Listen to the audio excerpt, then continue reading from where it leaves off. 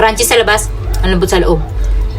At dahil biglang nag-crave ang lola nyo sa fishball, gagawa tayo ngayon ng ating homemade bola-bola kung saan ay gagamit lang tayo ng ating dilata. Syempre, ang unang-unang gagawin ng lola nyo ay mamimitas tayo ng dahon ng sibuyas o yung onion leek. Hindi siya dahon talaga ng sibuyas. Ito yung mga nilalagay sa ibabaw ng lugaw o ng mga miso soup dito sa Japan. O diba, ang laki tipid ng lola nyo kasi nandito lang yung ating taniman kaya hindi na natin kinakailangan bumili. At syempre, magte-trade na naman tayo ng itlog. Ito kasi yung gagamitin natin sa paggawa din ng bola-bola. Ay, sayang lang talaga at hindi 10 yung manok natin na naging babae.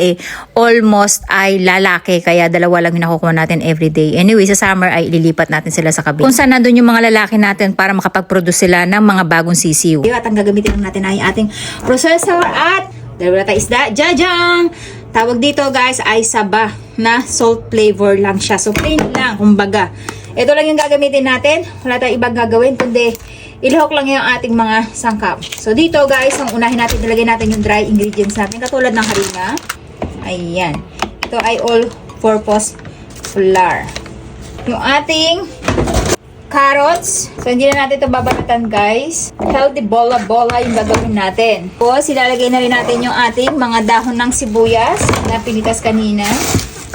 Dami kasi nakikita nagluluto ng bola-bola. Ito, bola-bolang isda. Actually, maraming klase ng bola-bola. Bola-bolang manok. Pwede din. Pero tayo ay, ito lang yung gagawin natin. Tapos maglalagay tayo ng itlog. Yung itlog fresh from farm natin. Ang cute guys, tingnan nyo. Malaki lang siya sa pugo. So, isang ganyan lang. Then, konti lang naman. Kulang sa puti eh. Ang dami nun. Tapos, yung ating tofu. Yes.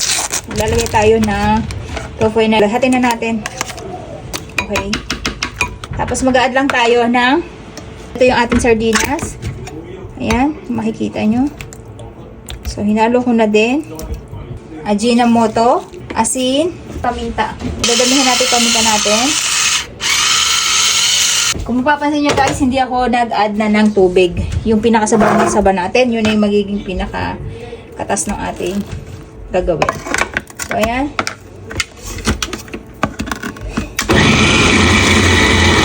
Mag-a-add tayo ng baking powder natin.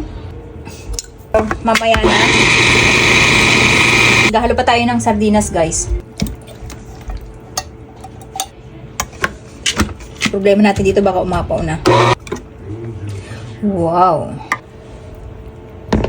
I-add pa natin yung ating isang tofu. Dito nagtataka kayo, nag-add ako ulit ng sardinas tsaka ng tofu at ng harina. Ilalagay ko na lang sa comment section guys yung ginamit nating mga sangkap kung ilan at gano'ng kadami. Kasi guys, gusto ko madami na akong gawin dahil naalala ko nga pala pupunta ulit ako kay Ate Tati pagkatapos ng graduation ni Ate Akari. Kaya dinoble ko na para may madadala tayo para sa kanya kasi gusto ko rin matikman niya to dahil alam ko mahilig din talaga yun sa turo-turo na katulad fish bola-bola. Pero ang maganda lang dito guys, napaka-healthy nito. So napakadami niyong pwedeng gawin dito sa mixture na ginawa natin. Pwede niyo siyang gawing lumpiang Shanghai, pwede niyo siyang gawing bola-bola, pwede nyo rin siyang gawing kikiam o burger kasi nga pare-pareho lang din naman ang lasa niya. So siguraduhin ko sa inyo guys, kapag natikman nyo to, palagi nyo tong gagawin. And then pagkatapos natin mapagsama-sama yung ating mga sangkap, magpapakulo lang tayo ng tubig kasi ang gagawin natin ay ilalaga na muna natin siya. Ang ginagawa lagi ng lola nyo guys ay nagtitaste test muna ako kung ano yung kulang sa kanya. Baka kasi kulang siya sa asin, kulang siya sa betchin at paminta. Sabi ko nga sa inyo, ang lola nyo ay hindi talaga ako nagsusukat. Dumedepende ko sa panlasa na gusto ko kasi minsan yung iba gusto ko hindi masyadong maalat, ako gusto ko medyo maalat. And then gusto ko nalalasahan ko yung paminta, nalalasahan ko yung lasa ng sibuyas kaya dinamihan ko yung ating onion leek. So pagkatapos natin yan ilaga, ang gagawin nyo lang ay ipiprito nyo siya. Tapos ang pinaka the best way daw para makapagprito na mas mabilis yung ganyan, pipisilin mo siya and then maglalabas ka ng bilog and then saka mo kukutsara and ilagay. Pwede nyo rin siyang steam sa llanera guys para paipantay nyo siyang mahihiwa. Gusto nyo lang na ganung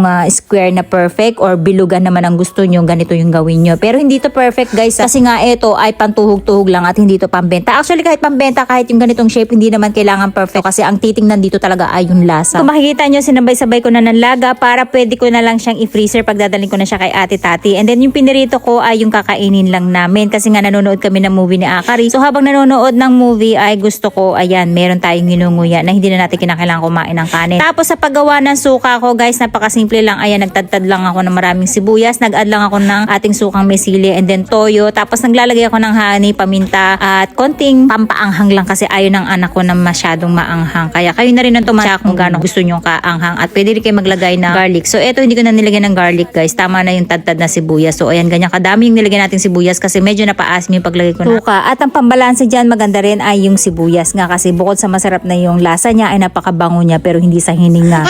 Tapos masasarap ang inyong suka kung maglalagay kayo ng honey. Kung wala naman kayong honey ay pwede namang asukal. Optional lang. At maraming paminta. Itadakimasu guys! Ang sarap ng amoy istang isda. Lola nyo.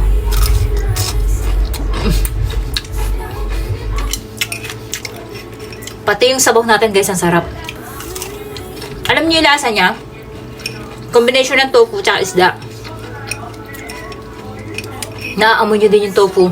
At the same time, nalalasahan yung isda. Sarap ng suka natin, manamis-namis.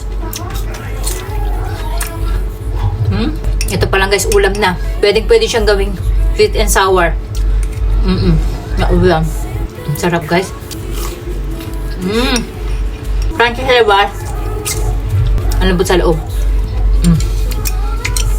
Tapos sa dami ng kinain natin kahapon guys, eto minatira tayo at eto yung dadalhin natin kay Ate Tati na ipapataste test din natin sa kanya kasi mahilig din yun sa turo-turo. Kaya ayan, dadalhin din natin siya ng ating bola-bola.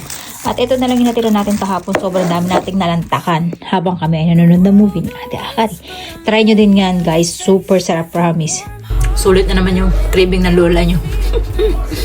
Live TV and coffee's gentle sway. Find solace and peace in every day.